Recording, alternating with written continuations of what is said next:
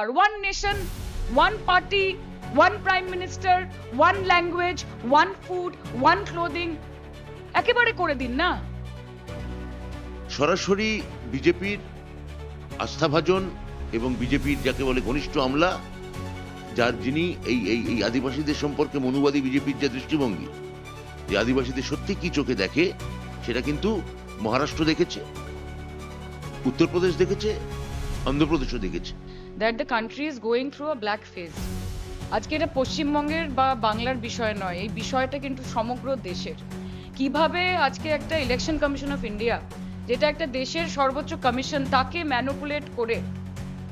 Manipulate করে vote জেতার প্রক্রিয়া।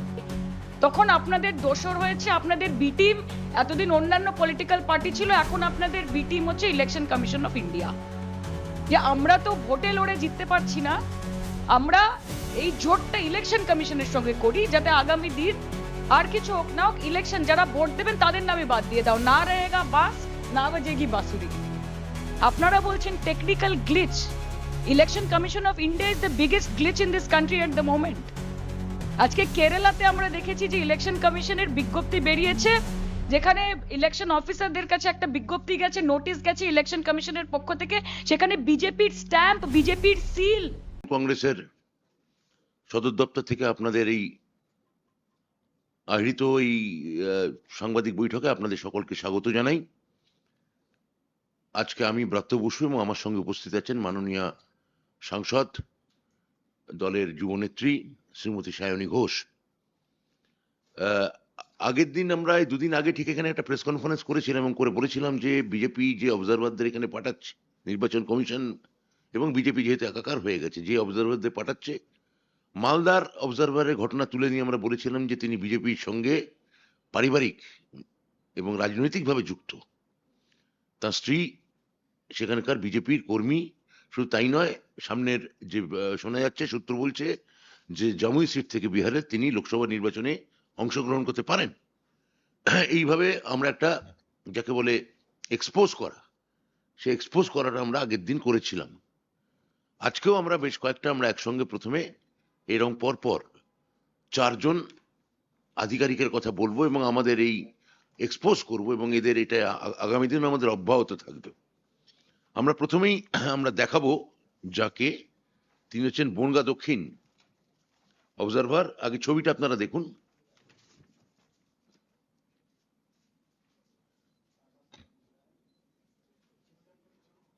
হ্যাঁ, এই যে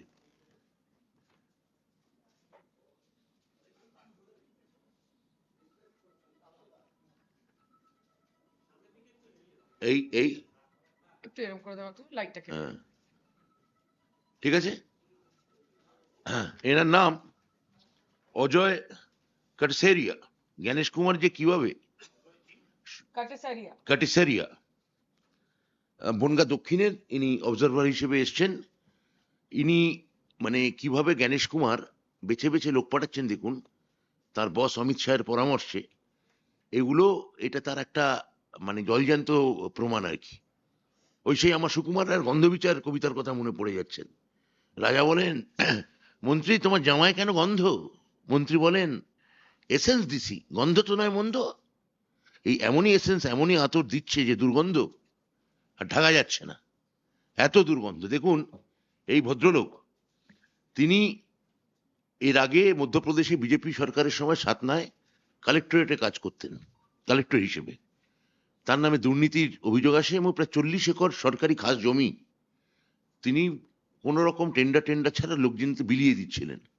তৎকালীন মধ্যপ্রদেশ সরকার শিবরাজ সিং চৌহান তার বিরুদ্ধে তাকে সতর্ক করে দিয়ে বলেন, তার বিরুদ্ধে রেওয়ার কমিশনার তার এগেনস্টে একটা ইনভেস্টিগেটিং একটা কমিশন চালায় এবং তাই তিনি দোষী সাব্যস্ত হন। এবং শিবরাজ সিং চৌহান বলেন, তৎকালীন বিজেপির মধ্যপ্রদেশের মুখ্যমন্ত্রী, এর বিরুদ্ধে ব্যবস্থা নেওয়া হবে। কিন্তু 2025 সালে 7ই নভেম্বর গভর্নমেন্ট চেঞ্জ হয়ে যায়। শিবরাজ সিং চৌহান কেন্দ্রীয় মন্ত্রী হয়ে দিল্লিতে চলে যান এবং তারপর আমরা দেখতে পারি যে তার পরবর্তী যে বিজেপি সরকার আসে, তারা আবার একটা কমিশন বসিয়ে তাকে ক্লিন চিট দেন। তার মানে এক বিজেপি সরকার তাকে দুর্নীতির জন্য অভিযোগ করছে, আরেক বিজেপি সরকার তাকে দুর্নীতির জন্য ছাড় দিচ্ছে, দুর্নীতি না করার জন্য। এই লক্ষ্যে আমাদের বনগাঁ দক্ষিণে শ্রী জ্ঞানেশ কুমার, জ্ঞানের ঈশ্বর, আমাদের অজ্ঞান করার জন্য একে পাঠিয়েছেন। এইটা হচ্ছে আমাদের প্রথম উদাহরণ। দ্বিতীয় জনকে নিয়ে, অর্থাৎ দ্বিতীয় জন হচ্ছেন ধীরাজ কুমার। তিনি, তার বিষয়ে সায়নী বলবেন। আমরা আগে তার ছবিটা দেখাই।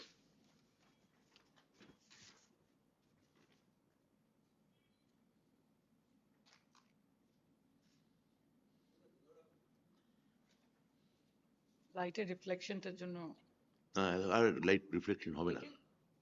হ্যাঁ, সায়নী বলুন এর ব্যাপারে। মানে এক্সে ওয়ার্কার এক আর কি, কাকে ছেড়ে কার কথা বলবেন। সব এক্সে ওয়ার্কার এক, এখানে কনস্পিরেসি করে, ষড়যন্ত্র করে। নির্বাচন কমিশন শুরুতে বলেছিলেন যে আমরা এমন লোকজনকে চাই যারা নিরপেক্ষতার সাথে একটি নির্বাচন প্রণালী বা প্রক্রিয়াকে সম্পন্ন করবে। যাদেরকে আজকে এক্সপোজ করা হচ্ছে বা যাদের বিষয়ে আজকে বলা হচ্ছে, তারা আর যাই হোক নিরপেক্ষ তো নয়, সেটা আজকের এই এক্সপোজিং এর পরে আপনারা বুঝতে পারবেন। ধীরাজ কুমার জেনারেল অবজারভার, গাজলে এনাকে আনা হয়েছে এবং ইনি শিন্ডে এবং ফডনভিস ক্যাম্পে, আপনার হেলথ ডিপার্টমেন্ট সরকারের মহারাষ্ট্র গভর্নমেন্টের শিন্ডে এবং ফডনভিস ক্যাম্পে হেলথ ডিপার্টমেন্টের কমিশনার হিসেবে কাজ করতেন এবং উনি থাকাকালীন accused of 8,000 crore ambulance tender scam. 8 দিনের মাথায় টেন্ডার ডাকা হয় এবং এটা ওখানে বিরোধীরা বলেছিলেন যে লোকাল লিডারের আত্মীয়কে বেনিফিট করার জন্য এই টেন্ডারটা ডাকা হয়েছে। এবং শুধু তাই নয়, এই টেন্ডারের বিরুদ্ধে যদি কেউ কথা বলে এবং এই টেন্ডার নিয়ে যদি কোনো স্তরে কোনো আধিকারিক কোনো প্রশ্ন তোলে, তাকে আইদার শিফট করে দেওয়া হবে বা তাকে অন্য কোথাও ট্রান্সফার করে দেওয়া হয়, এই ধরনের হুমকি অবধি দেওয়া হয়। তো এই ভদ্রলোক হচ্ছেন তিনি যার সময় এই 8,000 কোটি টাকার অ্যাম্বুলেন্স স্ক্যাম হয়েছে। আমরা একটা জিনিস বুঝতে পারছি যে কাদেরকে বেছে বেছে আনা হচ্ছে। তাদেরকে বেছে বেছে আনা হচ্ছে যাদের বিজেপির প্রতি কোনো না কোনো রকমের দায়বদ্ধতা রয়েছে, যাদেরকে কোনো না কোনো সময় বিজেপির সরকার বা বিজেপির নেতা নেত্রীরা অবলিগেট করেছেন, বাঁচিয়েছেন কোনো না কোনো জায়গা থেকে, এবং তাই এখন তাদেরকে বিশ্বাস করে তাদেরকে এখানে ডিপ্লয় করা হয়েছে যাতে তারা বিজেপির অঙ্গুলি হেলনে এখানে কাজ করে। 3 নম্বরে আমরা যাব, ব্রাত্যদা আবার বলবেন।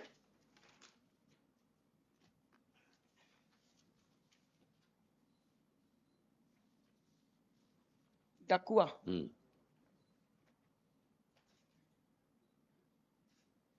সাংঘাতিক। ইনি মধ্যমগ্রামের আমাদের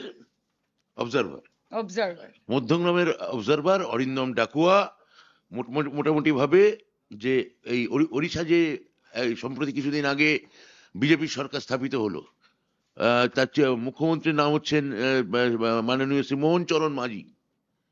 তার অফিসে সিএমওতে সচিব হিসেবে কাজ করতেন।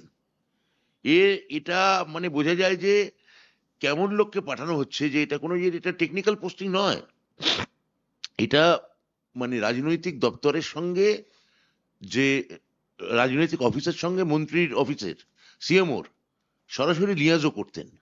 তা এই রকম লোক তিনি চলে এসছেন এখানে আমাদের অবজারভার হয়ে। তাহলে প্রথমজন তিনি জমি কেলেঙ্কারিতে যুক্ত, দ্বিতীয় জনের কথা সায়নী বলেছেন, মহারাষ্ট্র গভর্নমেন্টের তিনি হেলথ কমিশনার ছিলেন এবং টেন্ডার স্ক্যামের সঙ্গে যুক্ত, এবং জনৈক মন্ত্রী, ওই একজন ওখানকার মহারাষ্ট্র গভর্নমেন্টের মন্ত্রী এক আত্মীয়কে তিনি ওই 8,000 কোটি টাকার টেন্ডার পাইয়ে দেওয়ার অভিযোগে অভিযুক্ত। আর থার্ড হচ্ছেন এই অরিন্দম ডাকুয়া। তো এই সব লোকজন আমাদের এখানে আসছে। এবার আমরা চলে আসবো যে বালিগঞ্জে যে ভদ্রলোককে নিয়োগ করা হয়েছে সেটা একটা সাংঘাতিক ব্যাপার। সেটা আগে দেখাই। ভদ্রলোকের নাম হচ্ছে গন্ধম চন্দ্রদু। ওই যে বললাম, রাজা বলেন মন্ত্রী তোমার জামায় কেন গন্ধ? মন্ত্রী বলেন এসেন্স দিছি, গন্ধ তো নয় মন্দ। এই যে গন্ধ তো নয় মন্দ।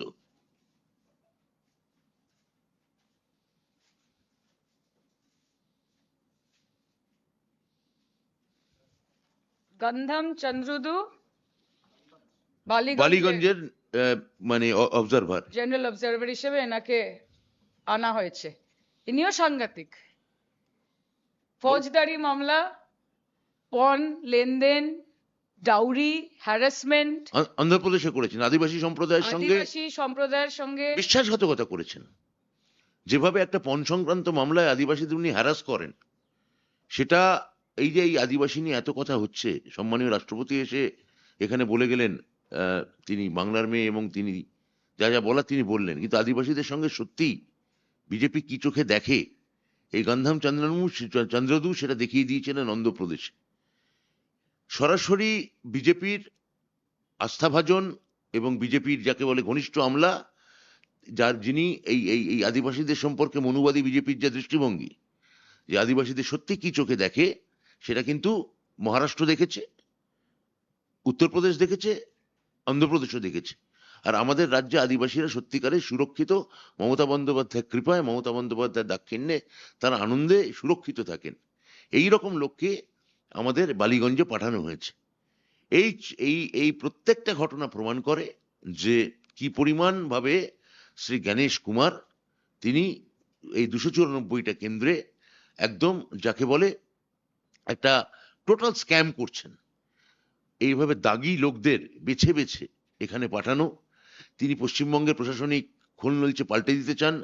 83 জন 73 জন রিটার্নিং অফিসারকে তিনি বদলি করেছেন। DGP, ADG law and order, police commissioner, মুখ্য সচিব, হোম সেক্রেটারি সবাই সবাই সবাই বদলি করে দিয়েছেন। আর তাদের জায়গায় এই ধরনের লোককে এনে একটা শাহী সংবাদ দিতে চাইছেন আমাদের। একেই বলে শাহী আস্বাদ দেওয়া। এই যে দেখুন আমাদের প্রশাসন কেমন লাগে, মানুষ দেখতে পাচ্ছেন বিজেপির প্রশাসনে বিজেপির ঘনিষ্ঠ আমলারা এখানে এসে বসলে সত্যিই বাংলার কি অবস্থা হতে পারে তার একটা এক টুকরো এক ফালি আস্বাদ আমরা আপনাদের এগুলোর মাধ্যমে মানে আপনারা পেয়ে যাবেন, সেটা আমরা দিলাম। আমি সায়নীকে এবার এটা নিয়ে কিছু বলার জন্য বলছি। না, এটা প্রথম কথা তো হচ্ছে যে আপনারা সকলে আজকে এখানে উপস্থিত আছেন, আপনাদেরকে একটা জিনিস বুঝতে হবে, that the country is going through a black fez. আজকে এটা পশ্চিমবঙ্গের বা বাংলার বিষয় নয়, এই বিষয়টা কিন্তু সমগ্র দেশের।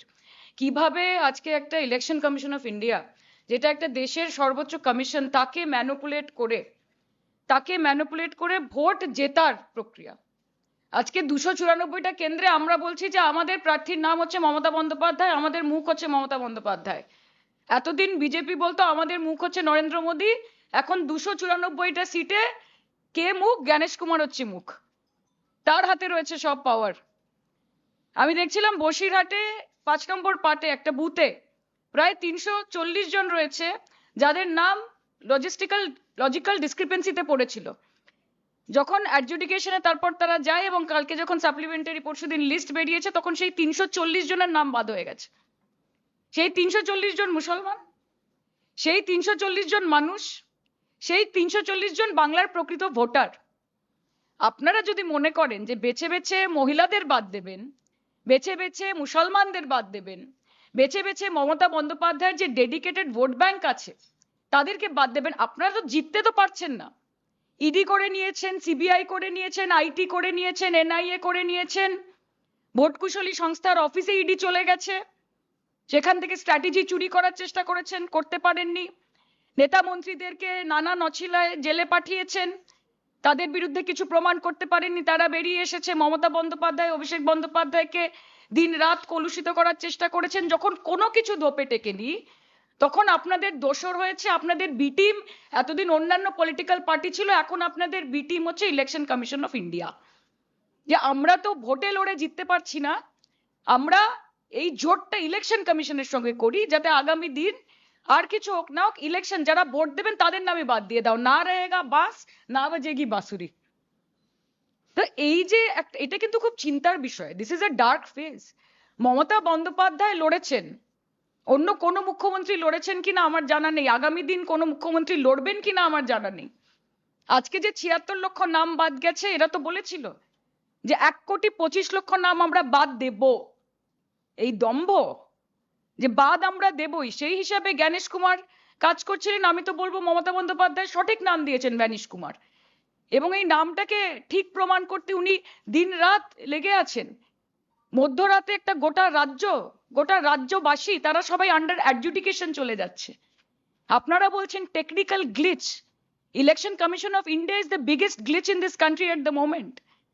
আজকে কেরালাতে আমরা দেখেছি যে ইলেকশন কমিশনের বিজ্ঞপ্তি বেরিয়েছে, যেখানে ইলেকশন অফিসারদের কাছে একটা বিজ্ঞপ্তি গেছে, নোটিশ গেছে ইলেকশন কমিশনের পক্ষ থেকে, সেখানে বিজেপির স্ট্যাম্প, বিজেপির seal, and you say that this is technical error. Bharatiya Janata Party is the biggest political error যেটা এই দেশের মানুষ এই সরকারকে নির্বাচিত করে করেছে। আপনারা দেখছেন প্রকাশ্যে কি হচ্ছে। ইলেকশন কমিশনের নোটিফিকেশন নোটিশের মধ্যে বিজেপির সিল। আমি আপনাদের সকলকে একটা জিনিস রিকোয়েস্ট করতে চাই, প্রেস মিডিয়া এখানে রয়েছে, কোন প্রার্থী কাকে সাবান মাখিয়ে দিচ্ছে, কোন প্রার্থী কার জন্য মাছের ঝোল রান্না করে দিচ্ছে, কোন প্রার্থী ধান কেটে দিচ্ছে, এইগুলো দেখানোর থেকেও আপনারা প্লিজ কনসেন্ট্রেট করুন এটা দেখাতে যে কিভাবে অবলীলাক্রমে একটা ইলেকশন কমিশনের সহযোগিতা নিয়ে দেশের প্রধানমন্ত্রী এবং দেশের স্বরাষ্ট্রমন্ত্রী এই চক্রান্ত করছেন, কারণ বাংলার মাননীয় মুখ্যমন্ত্রীকে তারা হারাতে পারছেন না। সাম দাম দণ্ড ভেদ সবকিছু দিয়ে মমতা বন্দ্যোপাধ্যায়কে হারাতে হবে। এইভাবে ডেমোক্রেসি বাঁচতে পারে না। আমরা লড়াই করছি, মমতা বন্দ্যোপাধ্যায় যদি লড়াই না করতেন তাহলে এই যে সাপ্লিমেন্টারি লিস্টে 10 লাখ 12 লাখ 13 লাখ লোকের নাম যে অ্যাড হচ্ছে সেটাও হতো না। এরা ভাবতে পারেনি যে তৃণমূল কংগ্রেস বা মমতা বন্দ্যোপাধ্যায় এত দূর যেতে পারে এসআইআর নিয়ে। এরা ভাবতে পারেনি যে অভিষেক বন্দ্যোপাধ্যায় একটার পর একটা ডেলিগেশন এমপিদেরকে দিয়ে, মন্ত্রীদেরকে দিয়ে, এমএলএদেরকে দিয়ে পাঠাতে পারেন ইলেকশন কমিশনে। এরা ভাবতে পারেনি যে তৃণমূল কংগ্রেস ইমপিচমেন্ট আনতে পারে সিইসির বিরুদ্ধে পার্লামেন্টে। এরা ভেবেছিল খুব সোজা হবে, জানে তো না কার মুখে হাত ঢুকিয়েছে, বাঘের মুখে হাত ঢুকিয়েছে। কাজে আমরা লড়াই করছি, আমরা লড়াই করব। গ্রাউন্ডে লড়াই করছি, পার্লামেন্টে লড়াই করছি, নিজেদের কনস্টিটিউয়েন্সিতে লড়াই করছি, কিন্তু বাংলার মানুষ তথা দেশের মানুষকে এটা বুঝতে হবে যে এই সময়টা, দিস ইজ আপাতকাল, this is emergency for the country. এরকম ভাবে যদি দেশের রুলিং ডিসপেন্সেশন কাজ করে তাহলে কিসের গণতন্ত্র? ইলেকশনের কি দরকার? One nation, one party, one prime minister, one language, one food, one clothing, একেবারে করে দিন না। কেরালায় এই ঘটনাটা ঘটার পরে ইলেকশন কমিশনের নোটিশে বিজেপির সিল আসার পরে এটা তো একটা বাচ্চা অব্দি বলে দেবে যে ইলেকশন কমিশন বিজেপির বি টিম হিসেবে কাজ করছে। কাজে সময় আছে, আমি আপনাদের সকলকে এটাই বলতে চাই যে চোখ কান খোলা রাখুন নিজেদের বুথের দিকে। এখন তো যা হওয়ার প্রক্রিয়া হচ্ছে, আমরা লড়াই করছি, আমরা পথে আছি, কিন্তু যাদেরকে আজকে এখানে আনা হয়েছে এরা প্রত্যেকে, অল দিস পিপল, ব্রাত্যদা বলছিলেন, দে আর অব্লিগেটেড। এরা প্রত্যেকে নিজেদের জীবনে দুর্নীতি করেছে, স্ক্যাম করেছে, ফৌজদারি করেছে, নানান রকমের অপরাধ করেছে। সেই অপরাধ থেকে কোনো না কোনো সময় বিজেপি তাদেরকে বাঁচিয়েছে এবং এখন এটা ফেরত দিতে হবে। তাদের কৃতজ্ঞতা, বিজেপির প্রতি তাদের আনুগত্য সব ফেরত দেওয়ার সময় এসেছে। তাই ইলেকশন কমিশন দেশের স্বরাষ্ট্রমন্ত্রী, দেশের প্রধানমন্ত্রীর সাথে সমন্বয় বজায় রাখার জন্য এবং তাদের চোখ নাক কান ডান হাত বাহাত হয়ে কাজ করার জন্য এই লোকগুলোকে এখানে পাঠানো হয়েছে, যে কিভাবে মমতা বন্দ্যোপাধ্যায় এবং তৃণমূল কংগ্রেসকে চাপে রাখা যায়। 11 জন জেলা শাসককে বদলি করে দেওয়া হয়েছে। ব্রাত্যদা বলছিলেন 70-এর ওপর অফিসার, তাদেরকে রাতারাতি বদল করে দেওয়া হয়েছে। নানান স্তরের আধিকারিক যারা পশ্চিমবঙ্গকে হাতের তালুর মতো চেনে, তাদেরকে সরিয়ে দিয়ে আপনি কাদেরকে বসাচ্ছেন? You want to create unrest? Gyanesh Kumar বলেছিলেন যে ওনার ফুল কন্ট্রোল চাই। তো ফুল কন্ট্রোল আপনার কাছে আছে। এখন যদি কোনো রকমের ক্ষয়ক্ষতি হয়, এখন যদি কোনো রকমের ইনসিডেন্ট হয়, তার জন্য মমতা বন্দ্যোপাধ্যায়ের দায়ী থাকবে না, তার জন্য জ্ঞানেশ কুমার দায়ী থাকবে। আমি ব্রাত্যদাকে বলবো আরো কিছু পয়েন্ট আছে সেগুলো নিয়ে বলতে। এইটা যেটা সায়নী বললেন, মানে বুঝতেই পাচ্ছেন যে এটা যেটা করছেন, আমি আগের দিন যেটা বলেছিলাম, হিটলারের যেমন গোয়েবলস ছিলেন, এই মোদি শাহর গোয়েবলস হচ্ছেন জ্ঞানেশ কুমার। যে যখন 39 সালে 1 সেপ্টেম্বর যখন দ্বিতীয় বিশ্বযুদ্ধ চালু করে জার্মানি এবং সুদেটানল্যান্ড দখল করে, সেখানে প্রথম গিয়ে মানুষের ভোটাধিকার কেড়ে নিয়েছিল। একদম ঠিক তার ওই ফ্যাসিবাদী ওই নাজি ডিক্টেটরশিপের পুরো মানে ডিটো ডুপ্লিকেট সিচুয়েশন এখানে দেখা যাচ্ছে, এই বাংলায় দেখা যাচ্ছে। মমতা বন্দ্যোপাধ্যায়ের এই লড়াই, সুপ্রিম কোর্ট যাওয়া, এই অভিষেক বন্দ্যোপাধ্যায়, মমতা বন্দ্যোপাধ্যায় তাদের কাছে বারবার ডেলিগেশন পাঠানো, ইমপিচমেন্ট আনা, 193 জন সাংসদ সই করেছিলেন মনে রাখবেন যখন ইমপিচমেন্ট আনা হয়েছিল। জ্ঞানেশ কুমার এটা পার্সোনালি নিয়েছেন। উনি বাংলার বিরুদ্ধে একটা যুদ্ধ ঘোষণা করেছেন, ইটস অ্যান ওয়ার। এখানে এমনি যুদ্ধে আমরা দেখতে পাই ট্যাঙ্ক ঢোকে, আগে ক্লাসিক্যাল যুদ্ধে আমরা দেখতাম ট্যাঙ্ক, সাঁজোয়া বাহিনী এইসব ঢুকতো। এখানে এইসব প্রযুক্তিগত সমস্ত ক্রিমিনালরা যারা সরকারি আমলাতন্ত্রকে দিনের পর দিন গুণ ধরিয়েছে, খইয়ে দিয়েছে, তাদের এখানে অবজারভার করে পাঠানো হচ্ছে। এই যে একসঙ্গে ভেবে দেখুন, 11 জন ডিএমকে এক রাতে বদল করেছে, 11 জন ডিএম এক রাতে বদল করা হয়েছে, 73 জন রিটার্নিং অফিসারকে বদল করা হয়েছে, মুখ্য সচিব বদলে গেছেন, এডিজি ল অ্যান্ড অর্ডার বদলে গেছেন, ডিজিপি বদলে গেছেন, কলকাতার পুলিশ কমিশনার বদলে গেছেন। সম্পূর্ণ একটা বিজেপি, একটা বাইরের একটা নির্বাচন কমিশন বিজেপির একটা প্রশাসনিক কাঠামোকে আমাদের মাথার উপরে নিয়ে বসাচ্ছে। এটা যুদ্ধ ছাড়া আর কিছু নয়।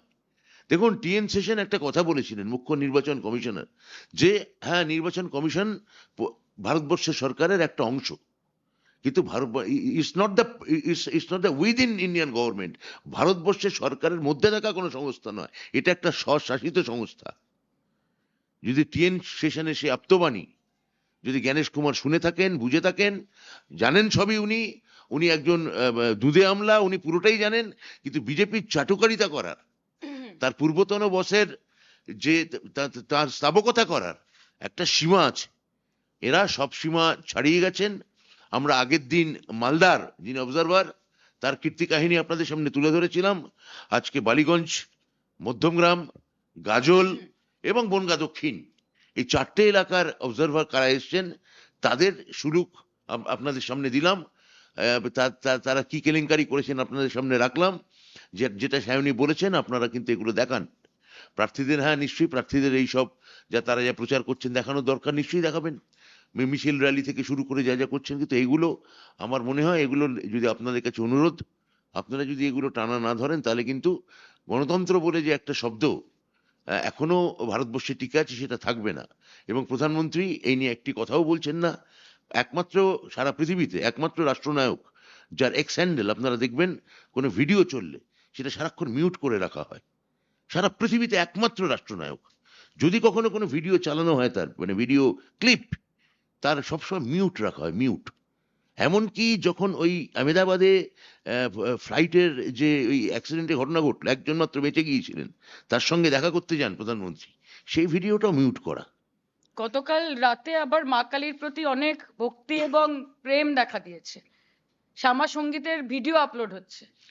জয় শ্রীরাম বলে শুরু করেছিলেন, এখন জয় মা দুর্গা, জয় মা কালী বলতে হচ্ছে। এত যদি বাঙালি প্রীতি হয় আপনাদের, বিজেপির ক্যান্ডিডেটরা হাতে ইলিশ মাছ আর কাতলা মাছ নিয়ে ঘুরে বেড়াচ্ছে, কর্মীদের বাড়িতে বসে পাঁঠার মাংস ভাত খাচ্ছেন, আর ইলেকশনের আগে যেই কথাগুলো বলেন, দিল্লিতে যখন যারা মাছ বিক্রি করে তাদেরকে পিটিয়ে মেরে দেওয়া হয়, তখন আপনারা কোথায় থাকেন?